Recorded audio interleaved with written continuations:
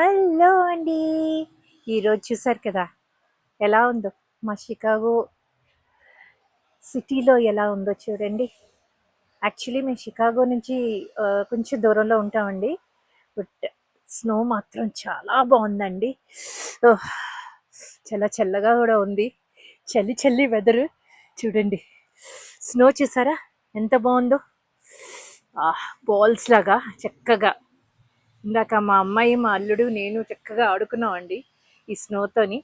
So ఈ చల్లటి వెదర్లోని వేడి వేడి టీ, వేడి వేడి పకోడీలు చేసుకొని తింటే భలే ఉంటుందండి.